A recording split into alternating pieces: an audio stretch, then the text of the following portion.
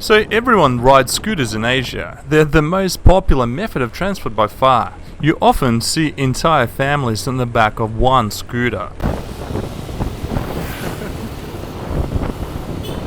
That's up to 4 people on one bike. Here in Bali, you'll often see 10-year-old kids riding scooters. Surely you may think it's easy, right? Who even needs a helmet or a license to ride these things? And if the police pull you over, a simple $10 bribe will make all your problems go away. At least that's what the rumors say. There have been countless reports over the years regarding foreigners involved in motorbike accidents, stories of tourists injuring themselves, or worse. They're very easy to find on Google. There are literally thousands of existing ones, and more reports happen every day. Southeast Asia as a whole has an extremely high road death toll rate. Safety precautions are often ignored. Traffic is chaotic, and the roads are full of potholes, debris, and other pedestrians who can step out or pull out in front of you at any moment.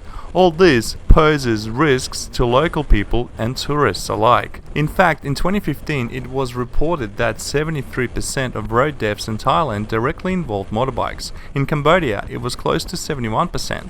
The report also found that in Thailand, only 52% of riders and 20% of passengers opted to wear helmets. Despite the fact that it is law, it isn't uncommon for people to disregard their helmets as a necessary precaution. Thailand is ranked second in terms of the most dangerous roads in the world. I mean, being on the road in any kind of vehicle is risky, but if you're on a motorbike, you amplify that risk a lot more. Look, I'm not saying you definitely shouldn't ride a scooter while traveling in Southeast Asia. It's the easiest, cheapest, and fastest way to get around. I'm just explaining what can and often will go wrong.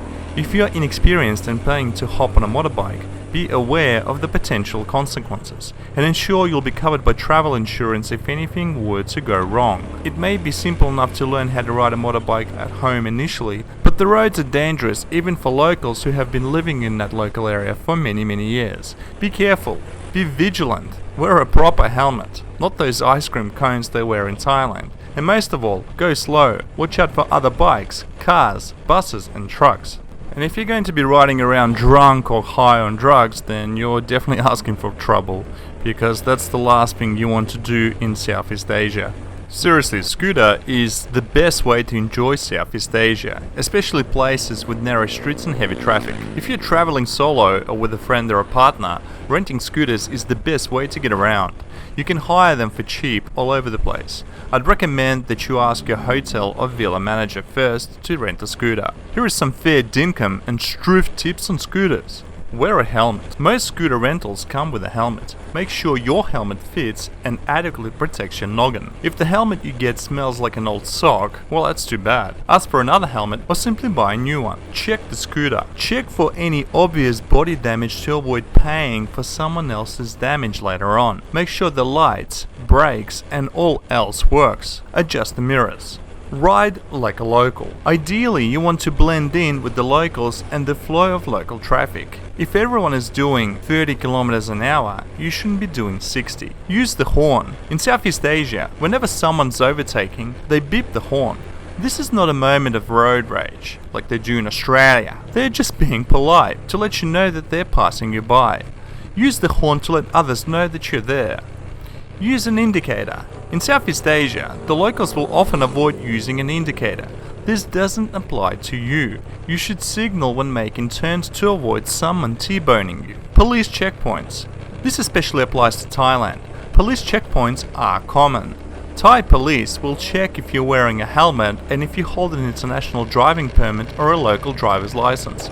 If you aren't wearing a helmet, expect a $15 to $20 fine. If you don't have a license or a driving permit, then you may also cop a $10 to $15 fine. Remember the raincoat. I'm not talking about condoms either. During the wet season, a raincoat will be your best friend. Monsoon rains can flash flood any moment, and driving without a raincoat just plain sucks. But seriously, riding a scooter in Southeast Asia is less complicated than it sounds. By following my tips, you will love your scooter so much that riding it will become second nature. And if you're still unsure, you can always get a tuk-tuk or a taxi.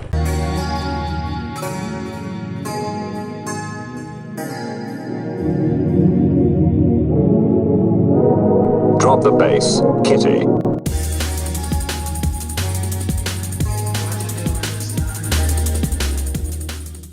If you want to protect your online privacy and help my channel out at the same time, visit drivenanddesign.com/NordVPN. It's restorative, causing a heightened energy. It's excellent for diet because it suppresses hunger. It helps your digestive tract. It's anti-diuretic. It acts against fatigue, and most importantly, it acts against altitude sickness.